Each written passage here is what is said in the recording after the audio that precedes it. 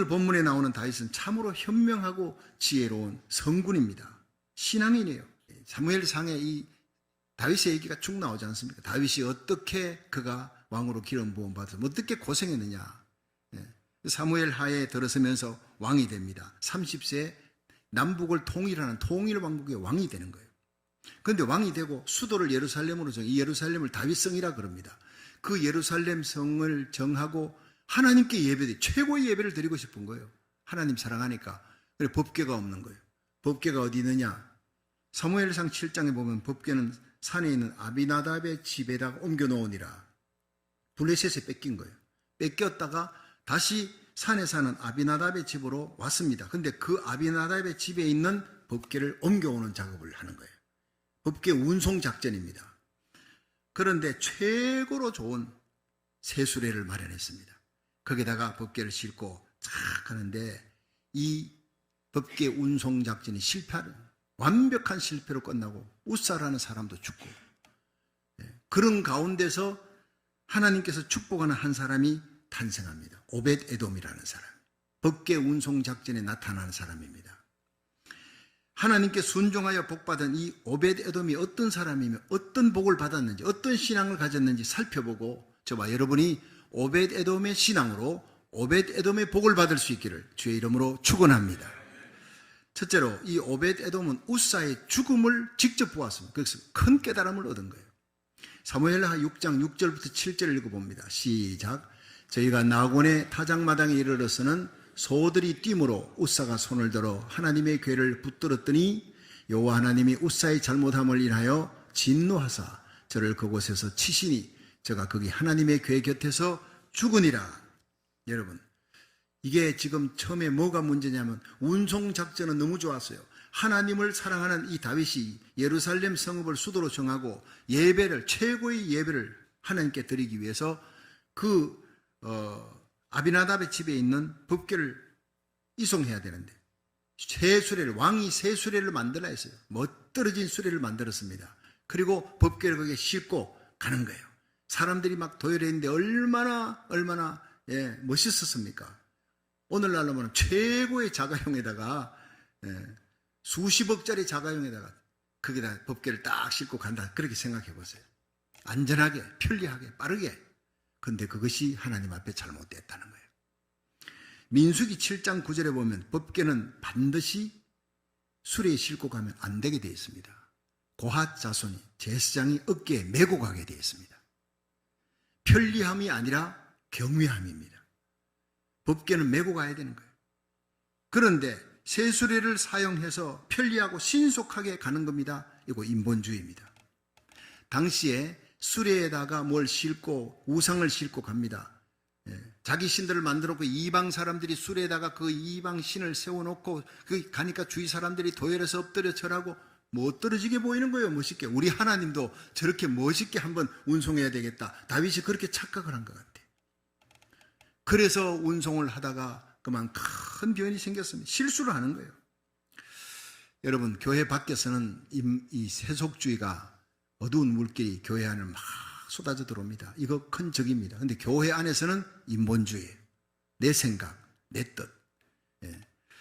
다윗은 율법에도 박식했습니다. 다 알았을 텐데 이렇게 신앙 좋은 신실한 이 다윗이 어떻게 이런 실수를 했는지 이해가 잘 되지 않습니다. 성경은 침묵하고 있지만 분명히 생각할 것은 아마 이방 사람들이 우상을 수레에다가 옮기는 모습을 보고 참 멋있다고 생각을 해서 한번 흉내내 보려고 했다가 그렇게 낭패를 당하지 않았겠는가. 그렇게 짐작할 수밖에 없는 거예요. 또 다윗은 그렇다 합시다. 그 옆에 있는 여러분 율법학자들, 서기관들, 제사장들, 최고의 엘리트, 법의 율법에 대한 엘리트들이 있을 텐데 그들은 뭘 했느냐. 목숨을 걸고 충고해야죠. 왕이여, 민수기 7장 9절에는 이것은 고핫 자손이 매게 되어 있습니다. 제사장만 매게 되어 있고 수레를 끌면 안 됩니다. 어깨에 메고 가라 했습니다. 편리함이 아니라 하나님을 경외함입니다. 하나님을 존중해 여기고 이 법궤를 짊어지고 고생스럽더라도 짊어지고 한 걸음씩 가야 되는 겁니다. 충원을 해야 돼요. 근데 그게 성경에 나오지 않는 거예요. 여러분, 결국에는 이런 시대가 우리에게 다가오는 것을 성경은 얘기하고 있습니다.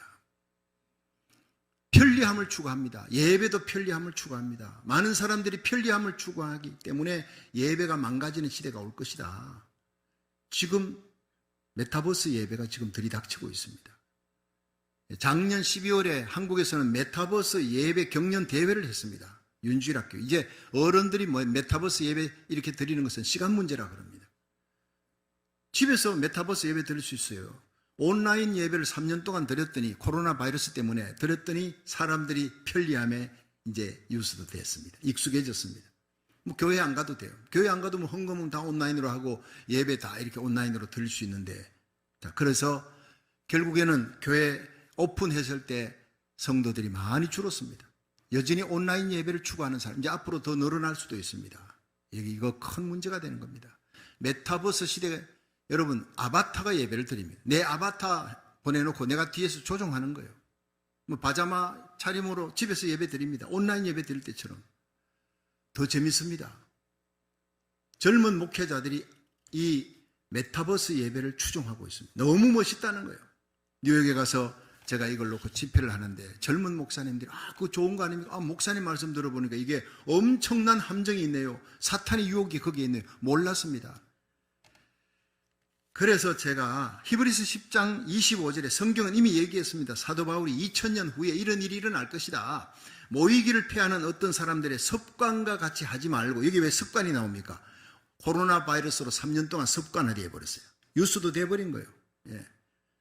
그러니까 예배는 모여서 드리는 예배를 하나님이 기뻐하는데 어쩔 수 없이 모이지 않고도 온라인 예배 드리는 게 습관화되니까, 그렇게 어떤 사람들이 습관화된 그것을 따르지 마라. 오직 군하여 그날이 가까움을 볼수록, 예수님의 재림이 가까이 옴을 볼수록 더욱 모이기를 힘쓰라. 여러분, 굉장히 중요한 메시지입니다. 주님 오실 때가 가까울수록 편리함을 추구하는 예배가 늘어날 것이고, 많은 교인들이 따라갈 것이고, 젊은이들이 더더욱 따라갈 것이다. 편리함을 추구하는 예배의 성도들이 미혹될 것이다. 성경은 얘기하고 있습니다. 그러나 주님께서 원하시는 예배는 내 정성이 들어가는 예배, 성전에 모여서 드리는 예배, 하나님 앞에 내 마음과 뜻과 정성을 다하는 예배인 줄 믿으시기 바랍니다. 새 수레를 사용하는 것보다 법궤를 어깨에 메고 가라. 주님의 명령입니다. 어깨에 법궤를 메고 가는 성도, 하나님이 기뻐하는 예배를 드릴 수 있기를 주의 이름으로 축원합니다. 거기에 기적이 일어납니다. 놀라운 축복의 역사가 일어납니다. 그런데 이 수레가 나군의 타작마당에 이르렀을 때 소들이 막 날뛰기 갑자기 소들이 날뛰기 시작하니까 법궤가 깨지게 생겼어요. 그러니까 우사가 그 법궤를 갑자기 붙들었습니다. 여러분, 잘한 거 아닙니까? 법궤 떨어져서 깨지면 어떡합니까? 그래서 우사가 지극히 인간적으로 보면 정당한 일, 그 법궤를 잡았는데 죽었습니다. 그 자리에서 하나님이 쳤기 때문에 죽었다 그랬어요. 저주받은 겁니다. 여기 참 성경 속에 억울한 사람이 우사입니다. 그런데 민수기 4장 15절에 보면 고핫 자손들에게만 법궤를 메라 그랬어요. 그리고 이 성물이나 법궤는 건드리지 말라 했어요. 그 떨어져 깨지더라도 사람이 건드리면 안 된다고 성경은 분명히 민수기 4장 15절에 얘기했는데, 고핫 자손이 아닌 사람이 건드려버린 거예요. 말씀을 위배하면 이렇게 된다는 겁니다. 하나님 앞에서 모든 인간적인 방법 버리고 철저히 말씀 중심의 신앙을 가져야 하는데, 우사는 고핫 자손도 아니고 거룩한 법궤를 급하다고 하나님 원칙을 어기고 손으로 건드려버린 거예요. 급하다고 말씀을 어기고 급하다고 인간적인 방법을 쓰면 안 된다는 겁니다. 여러분, 빨리 달려요. 열심히 달려요. 근데 열심히 100마일을 잘못 달렸습니다. 그럼 100마일 다시 나와야 되는 거, 다시. 예. 헛된 인생 사는 겁니다. 빨리 가는 것이 중요한 것이 아니라 바른 길을 가는 거예요. 바르게 가는 거예요. 예수 바로 믿고 하나님 말씀 바로 해석하고 하나님 말씀대로 원칙대로 살아가는 바르게 믿는 신앙 되기를 축원합니다. 그 바른 믿음에 열심을 가지면요, 그 다음 되는 거예요. 복 받는 거예요. 갈수록 잘 되는 거예요. 그것이 생애 끝까지 가야 됩니다. 그 바른 믿음, 뜨거운 믿음이 5년 안에 끝나는 사람이, 10년 안에 끝나는 사람이 너무 많습니다. 에녹은 들림받는 순간까지, 생애 끝날까지 갔습니다. 바르게 믿고 뜨겁게 믿고 끝까지 믿으시기, 주님 오시는 그날, 들림받는 그날, 내 사랑하는 자녀들, 손자, 손녀들 손잡고 한 명도 이르지지 않고 저와 여러분이 우리 주님의 영광 가운데 공중재림한 주님 앞에 설 수 있기를 주의 이름으로 축원합니다. 여러분, 우리 신앙, 우리 충성이 우사처럼 인간적인 방법, 편리함을 추구하지 마시고 아무리 힘들고 어려워도 하나님의 말씀과 하나님이 원하는 방법대로 예배드리고 충성 봉사하다가 우리 주님 앞에 서서 상 받는 저와 여러분이 될 수 있기를 주의 이름으로 축원합니다. 두 번째, 이 오베데돔은 자기를 집에 법궤를 모셨다는 거예요. 자, 굉장한 일입니다. 사무엘하 6장 10절을 한번 읽어봅니다. 시작. 여호와의 궤를 옮겨 다윗성 자기에게로 메어 가기를 절개하지 아니하고 치우쳐 가드 사람 오벳에돔의 집으로 메어 간지라.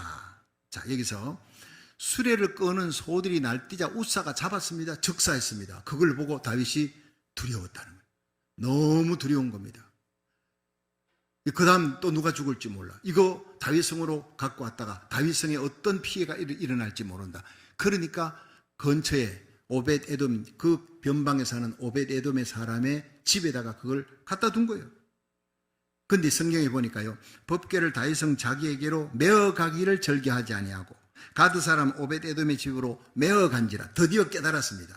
제수레가 아니라 메어, 드디어 제사장들이 옆에서 서기관들이 이거는 성경의 율법에 이렇게 민수기에 이거는 메어 가야 됩니다. 고앗 자손이라 해야 됩니다. 그래가지고 메어 갔다 그래 깨달았다는 겁니다. 많은 레슨비를 치르고 깨달았습니다. 율법에 기록된 법궤 운송법을 깨닫고 나서 그 다음 고앗 자손의 어깨에 메었다. 그럼 예루살렘성 다윗성으로 가야 안 됩니까? 바로 가야 되지 않습니까? 두려워서 가지를 못한 거예요. 그런데 결국에는 희생양을 찾았습니다. 이 법궤를 계속 메고 갈 수가 없으니까 누구 집에 갔다는 거기서 몇 달 동안 그 사람이 죽나 안 죽나 한번 보자. 그걸 시험하려고 오벳에돔의 집을 택해가지고 간 겁니다. 희생양으로 삼은 겁니다. 오벳에돔 입장에서 굉장히 기분 나쁜 일입니다. 그 법궤 들었다가 온 가족이 죽을 수도 있습니다. 자, 그런데 역대상 26장 4절에 보면 오벳에돔은 고앗 자손이라 되어 있어요. 성경에. 고앗 자손인데 후에 예루살렘 성전 문지기로 일했던 사람. 여러분, 성전 문지기가 비천한 직이 아닙니다. 성전 문지기라도 레위 지파 사람이에요. 제사장 후손이고 굉장한 특권입니다. 성의 문지기가 아니라 성전을 지키는 사람이에요. 그런데 그를 가드 사람이라고, 이방 사람 아니냐, 유대인이 아닌데, 아닙니다. 그를 가드 사람이라고 한 것은 이 사람이 오베데돔이 단지파 지경 내에 있는 레위인의 성읍의 가드림몬이라는, 레위인의 성읍이 레위인들이 모여 사는 그 읍의 이름이, 도시 이름이 가드림몬이에요. 거기서 태어나서 살았기 때문에 가드 사람 오베데돔 이렇게 불렀어요. 그러니까 그 사람이 이 희생양으로 정해졌지만은 오베데돔과 다윗의 관계는 설명하지 않았어요. 단지 위급한 상황에서 오베데돔이 희생양으로 뽑혔을 따름이에요. 우사의 죽음을 보면서 하나님의 진노가 자기 집에 임할지도 모르겠다 생각할 수 있는데 그럼에도 불구하고 자기 집에 순종하고 법궤를 드린 것은 죽으면 죽겠다는 것입니다. 이 신앙입니다. 내 온 가족이 죽는다. 절대 왕이여 나는 그건 못합니다 하고 막을 수도 있습니다. 목숨 걸고 자기 가족 지키게 되겠다. 그러나 왕의 명령에 순종하고 하나님 뜻대로 하겠습니다. 죽으면 죽으리라. 그렇게 하고 법궤를 모셨더니 하나님이 그 집에 엄청난 복을 부어주셨다. 여러분, 죽으면 죽으리라 생각하고 법궤 모시는 신앙 가지기를 주의 이름으로 축원합니다. 과거에 명랑이라는 영화 나왔을 때 엄청난 인기 끌었죠. 저도 가서 보았는데요. 제일 눈물 나는 장면이 정말 백이종군하는 이 이순신 장군은 12척의 배밖에 없어요. 300척의 왜군이 까마귀처럼 몰려오는데 죽음을 각오한 이순신 장군의 리더십이 거기서 나옵니다. 명랑해전 바로 하루 전날 군사들을 모아놓고 생적사 사적성이라는 말을 외칩니다. 살고자 하는 자는 죽을 것이고 죽고자 작정하는 자는 살게 될 것이다. 그리고 자기들이 먹고 있는 진영을 완전히 불태워버립니다. 이제 완전히 배수진을 치고 가서 우리가 이기지 못하면 우리는 죽는 것이다. 그렇게 나간 거예요. 그래서 이순신과 수군들이 죽기를 각오하고 싸워서 기적을 일으킨 그 전쟁이 바로 명량이라는 대첩입니다. 한때 이순신 장군이 원균에게 모함을 받고 역적이다 이렇게 상속 올라가서 역적으로 몰려서 죽을 뻔했습니다. 사실 한양으로 입성되어서요. 국형장이 열린데 국형은 왕이 직접 국문하는 겁니다. 선조 임금이 의심이 많고 이 사람이요, 이순신에 대한 열등의식이 많았대요. 사람들이 이순신 장군에게 다 민심이 다 걸려 몰려가는 거예요. 나라 버리고 도망치는 사람은 왕이 없고 백성을 끝까지 목숨을 걸고 지키는 사람은 이순신이니까 이순신이 왕이 되겠구나. 걱정을 하는 거예요. 백성들의 민심이 그쪽으로 다 가니까. 그런데 원균이 이순신이 역적이다 하고 모함을 하니까 그게 선조임금은 좋은 거예요. 어떻게든 이순신을 없애버려야 되겠는데. 참 그런 찌질이 왕 밑에 이런 성웅이 태어난다는 것이 정말 놀라운 일입니다. 그런데 문제는요, 선조임금이 국경장을 버려놓고 이순신을 아예 죽이려고 작정하고, 그리고 문무백관들이 200명이 모였는데 200명 중에 199명이 이순신은 역적이오니 반드시 죽여 마땅합니다 소리를 높이는데, 한때 이순신을 청거했던, 이순신을 그렇게 사랑했던 유성룡까지도 어쩔 수 없는 상황이었다라고 기록하고 있습니다. 유성룡도 공은 공이고 산은 사니까 그를 편을 들지를 않았어요. 그 편 들다가는 다 죽게 생겼으니까. 그런데 단 한 사람, 국가비상사 때 총사령관이었던 이원익 대감이 임금님의 명령으로 전시상태 전권을 쥐고, 계엄사령관 같은 겁니다, 요즘으로 말하면. 인데 그 이원익 대감의 허락 없이는 선조 임금도 이순신을 사형을 지킬 수가 없는 거예요. 그래서 이 선조 임금은 이원익에게 이틀 동안 간절히 죽이자, 사형 집행을 해야 된다, 이순신 안 죽이면 어려워진다 라고 얘기를 하고 재촉하니까 이원익이 정말 유명한 말을 했습니다. 전하께서 전쟁 시에 저를 패하지 못하시는 것처럼 나도 삼도수군 통제사 이순신을 패할 수가 없나이다. 목숨을 건 겁니다. 죽으면 죽으리라 각오하고 이 의인 이순신을 다른 사람 다 죽이라 해도 나는 여기에 죄를 발견할 수가 없었다는 거예요. 충언을 했습니다. 결국 이원익의 말에 선조도 체념했어요. 문무백관이 다 지켜보는 가운데 이원익 대감이 그렇게 얘기하는 걸 보니 이순신은 죄가 없다, 그렇게 해서 사는 것입니다. 백의종군 하면서 나라를 살리라고 그렇게 나갔어요. 결국에는 명랑대첩의 신하, 한산대첩의 신하를 남기는 영웅이 되고 나라를 위기에서 건지는 영웅이, 이 이순신 영웅 뒤에 이원익 영웅이 있었다는 것을 아는 사람은 별로 없습니다.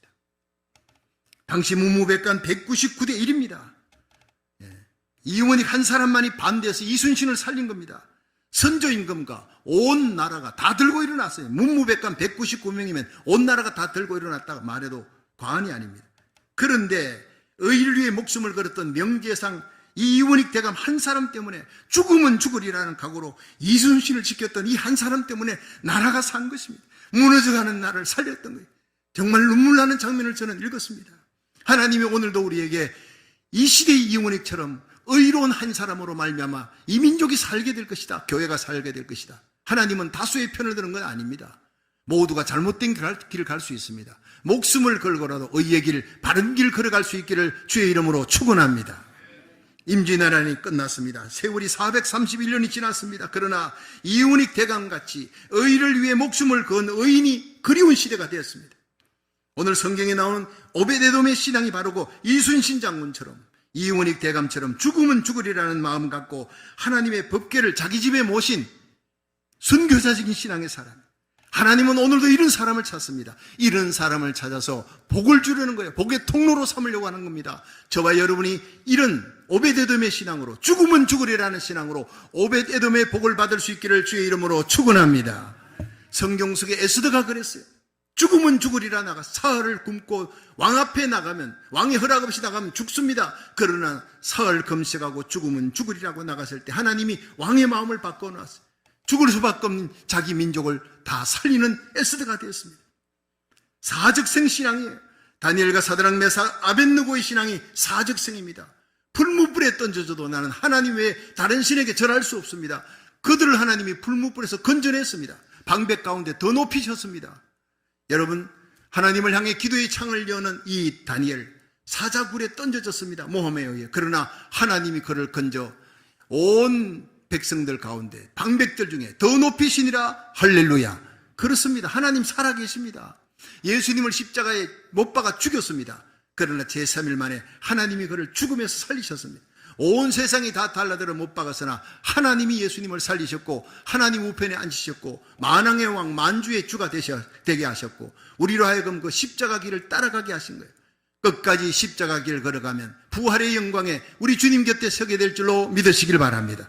많은 사람들이 편리하게 넓은 길 갈라 그럽니다. 넓은 길 끝에는 지옥이고 멸망입니다. 좁은 길, 편리함 따르지 않고 힘들고 어려운 좁은 길, 태산을 넘어 흥곡을 가는 길, 이 길 주님이 가셨다면, 그 주님 가셨던 길, 십자가 지고 난 죽음을 각오하고 가겠다 하면 그 사람은 살게 됩니다. 십자가 후에 부활의 영광이 있는 줄로 믿으시기 바랍니다. 좁은 길 가십시오. 의인의 길을 가십시오. 모두가 가기 원하는 편리한 길 아닙니다. 세술에 끌고 법궤를 거기다 지워가 가는 길이 아니라 어깨에 메고 힘들고 어렵지요. 어깨에 메고 가는 길 얼마나 힘듭니까? 예루살렘 성까지 어깨 죽지가다 그냥 뻗겨지고 피가 흐를 겁니다. 다리도 아플 겁니다. 그러나 하나님을 경외하는 마음, 정성을 다해 어깨에 메고 법궤를 짊어지고 가야 될 줄로 믿으시기 바랍니다. 그 사람에게 마지막 영광이 기다리는 거예요. 그래서 사도 바울은 사도행전 20장 24절에 나의 달려갈 길과 주 예수께 받은 사명, 하나님의 은혜의 복음을 증거하는 일을 마치려 하면 내 생명을 조금도 아까운 것으로 여기지 아니하겠노라. 바울은 교회 하나를 세워도 한 도시에 들어가도 예수님의 십자가 부활 복음, 생명의 복음 전할 때 목숨을 걸었다는, 내 목숨을 조금도 아까운 것으로 여기지 아니하겠노라. 이런 사람이 한 사람 있으면 그 한 사람이 교회의 부흥의 불씨가 될 줄로 믿으시기 바랍니다. 빌립보 1장 20절에 바울은 고백합니다. 나의 간절한 기대와 소망을 따라 아무 일에든지 부끄럽지 아니하고 오직 전과 같이 이제도 온전히 담대하여 살든 죽든 내 몸에서 그리스도가 존귀되기를 원하나니 이는 내게 사는 것이 그리스도니 죽는 것도 유익함이라. 여러분, 바울은 일생에 자기 생명을 다하여 이력을 다하여 자기 모든 발자취에 예수님이 드러나기를 원했어요. 자기는 죽고 예수님이 드러나고 내가 언제 죽더라도 이 죽음의 문을 삐거덕 열면 거기에 내 사랑 예수님이 기다리신다. 살고 죽는 것을 초월해서 사나 죽으나 내 몸에서 그리스도가 존귀되기를 원하노라. 이 바울의 신앙이 저와 여러분의 신앙이 되기를 주의 이름으로 축원합니다. 죽음이 언제 닥칠지라도 환영하는 죽음, 그 죽음의 문을 열면 황금길이 있고 천국이 있고 내가 사랑하는 예수님이 거기 계신데 죽음이 뭐가 두렵습니까? 이런 사람이 세상이 감당할 수 없는 신자인 줄로 믿으시기 바랍니다.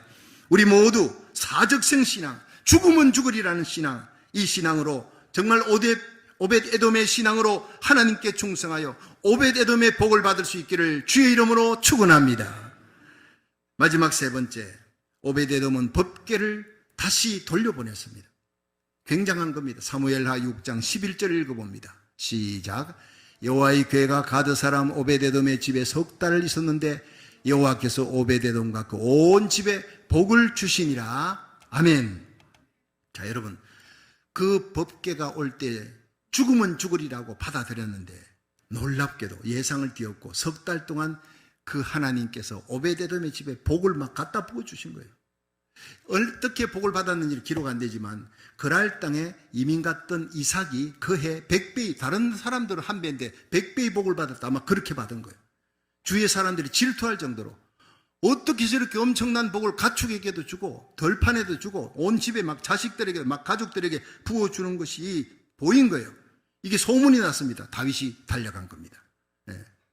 복 받았다 하는 얘기, 안 죽고 살았다는 얘기 듣고 가가지고 이제 하나님의 진노가 끝났구나. 그리고는 이 법궤를 이제는 세수를 사용하지 않고 제사장들 몸을 성결케 한 제사장들을 세워서 모세의 율법대로 법궤를 어깨에 메어다가 다윗성으로 옵니다. 너무너무 기뻐서 다윗성 앞에 들어올 때 양 잡고 소 잡고 송아지로 제사를 드린 후에 너무너무 기뻐서 그냥 요즘으로 말하면 군악대죠. 악기가 막 연주가 되어질 때 다윗이 앞에서 춤을 추는데 너무 기뻐서 춤추다가 바지가 벗겨질 정도로. 미갈이 나중에 조롱하잖아요. 어떻게 그 많은 사람들인데 미천한 자 가운데서 그렇게 바지가 벗겨질 정도로 천한 짓을 하느냐. 내가 이보다 더 천하게 여겨질지라도 나를 구원하신 하나님을 찬양하지 아니할 수가 없다. 그 다윗이 얼마나 귀한 신앙입니까? 여러분, 이렇게 예배 드릴 수 있기를 주의 이름으로 축원합니다. 그렇습니다. 하나님의 법궤 앞에 춤추면서 하나님께 영광을 돌렸습니다. 그러나 한편으로 생각해 보면 오벳 에돔의 입장에서는 다윗은 좀 괘씸한 사람이에요. 자기를 희생양 삼았지 않습니까? 혹시 갖고 왔다가 예루살렘 성에 큰 변이 생길지도 모르겠다. 그러니까 너 오벳 에돔 집에 놔둬라. 네가 죽나 안 죽나 보겠다는 거죠. 그렇게 해가지고 받아들여. 그래도 순종하고 받아들였는데 막 축복을 받아. 그러니까 왕이 와서 법궤 내놔라. 또 뺏어가는 거예요. 뭐 그동안 왕이 그에게 벼슬을 줬다, 수고했다구나 하고 큰 뭐 상을 내렸다, 이 성경에는 아무 기록이 없습니다. 오베데돔이 위대한 겁니다. 주신 자도 여호와시요 취하신 자도 여호와시라. 이건 내 것이 아닙니다. 하나님이 내게 복을 주고 내가 순종하니까 복을 주셨는데 정말 나는 하나님만 바라봅니다. 다윗 왕 바라보지 않습니다. 다윗 왕 바라보면 얄미운 생각도 들고 속상한 마음도 들지만 다윗 왕을 바라보지 않았어요. 오직 하나님의 절대 주권, 하나님만 인정하면 됩니다. 이 신앙이 바로 오베데돔의 신앙이에요. 자기에게 손해가 올지라도 하나님을 바라보고 이기는 거예요. 기쁨으로 내놓는 거예요. 하나님의 법궤 앞에 모든 것을 초월하는 신앙, 하나님의 절대 주권을 믿고 모든 것을 합력하여 선을 이루시는 하나님을 믿고 철저히 순종하는 신앙이에요. 죽을 위험을 무릅쓰는 희생도 했고 모든 이익을 포기하는 희생도 했던 신앙이에요. 그래서 축복받을 뿐 아니라 나라 민족을 위한 축복의 통로가 된 사람. 오베데돔의 모습은 오늘날 편리한 신앙을 쫓아가고 자기 이익을 위해서 계산하는 모든 현대 신자들에게 큰 경종과 깨달음을 주는 신앙입니다. 여러분, 하나님과 복음을 위해, 교회를 위해 내 이익을 포기하고 희생할 줄 아는 오베데돔 같은 신앙을 가지기를 주의 이름으로 축원합니다.